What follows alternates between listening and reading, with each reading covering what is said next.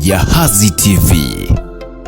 Naibu Waziri wa Mambo ya Ndani ya Nchi Ayubu Mohamed Mahmoud amesema ameridhishwa na hatua utekelezaji wa miradi ya vyombo vya usalama inayotekelezwa katika mkoa wa Mbeya, huku akiwataka wakandarasi kuongeza kasi ya ujenzi ili miradi hiyo ikamilike kwa wakati.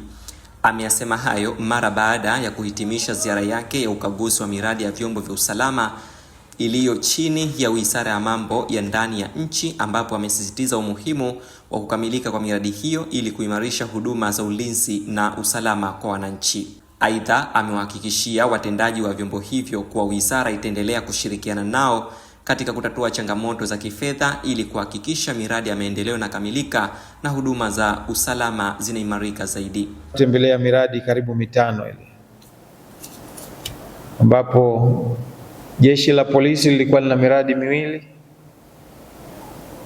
uhamiaji mradi 1, zimamoto mradi 1, magereza mradi 1. Kwa ujumla miradi inakwenda vizuri, ukiacha ile ambayo kidogo upatikanaji wa fedha umechelewa. Lakini pia nadhani ziara hii itatusaidia kuweza kukwamua baadhi ya changamoto kwenye baadhi ya miradi ambayo imekwama. Na mimi nataka niwahakikishie kwamba tutaendelea kuwa karibu nanyi kuhakikisha kwamba kwa upande wetu wa wizara na taasisi makao makuu, kwa maana ya Jeshi la Polisi, uhamiaji, magereza na zimamoto ambazo ndio zina miradi, tutakuwa karibu na makao makuu zenu ili ziweze kufikisha fedha kwa wakati. Kwa upande wa Jeshi la Polisi, nadhani upande wa jengo la kamanda, nadhani tuko kwenye right track na fedha zitapatikana, tutaweza kumaliza kwa wakati. Kwa upande wa zimamoto, nazo nadhani umetuambia kuwatangia Januari fedha zimeombwa lakini zilikuwa bado, ila tumeshapata confirmation kwamba wiki inayofuata fedha zitakuwa zimepatikana ili mradi umalizike ule, na tumekubaliana na yule mkandarasi tarehe 31 Machi au yamemaliza. Nilikuwa nawauliza pale zimamoto, nyinyi hamna mahabusu, ili kama atakuwa ameshapewa fedha wiki ijayo halafu hajamaliza, basi mtaazima mahabusu ya polisi. Wote wale watakuwa wanatoka polisi wanaenda kujenga hadi wamalize, ili kusudi wamalize kwa muda tuliokubaliana.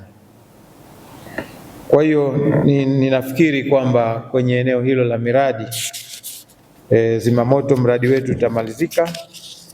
Yale maombi ya jumla ya ziada ya landscaping na fence tunayachukua kwa lengo la kukaa na wenzetu tuone kama bajeti inaruhusu ya mwaka huu, basi tuweze kuzipata hizo hela kwa mwaka huu.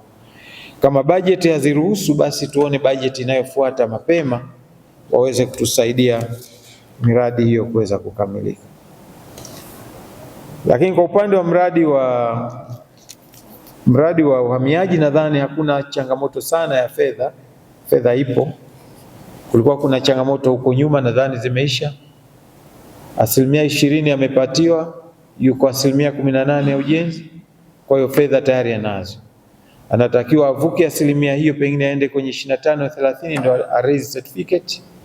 Na kwa kuwa fedha ipo, maana yake mtamlipa ili kusudi aweze kuendeleza ujenzi wetu ule kwa wakati.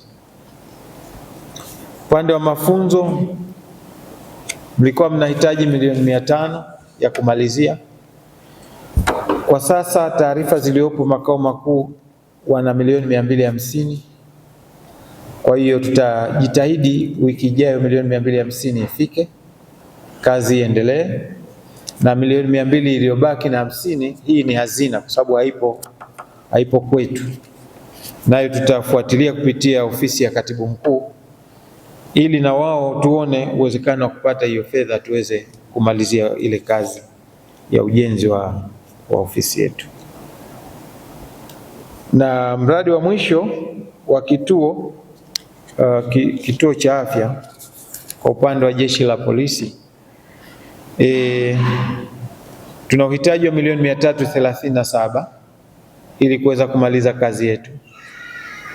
Fedha mlionayo sasa hivi inaweza kuwasaidia kufika kwenye kupaua, lakini kwa sasa fedha za mfuko wetu wa tuzo na tozo zimeshakuwa exhausted kwa bajeti ya mwaka huu.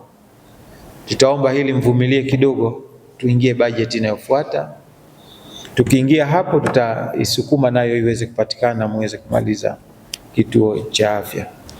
Kwa upande wake, mkuu wa wilaya ya Songwe Hamadi Rajab ameishukuru serikali kwa kuendelea kutekeleza miradi ya maendeleo katika mkoa huo, akisema miradi hiyo itasaidia kuimarisha huduma ya usalama pamoja na kuboresha mazingira ya kazi kwa watumishi wa vyombo vya usalama.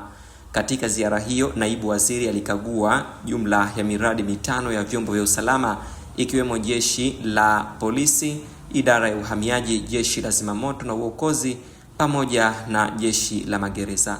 Nikiripoti, mimi ni Abdulhamid Isa wa Jahazi TV.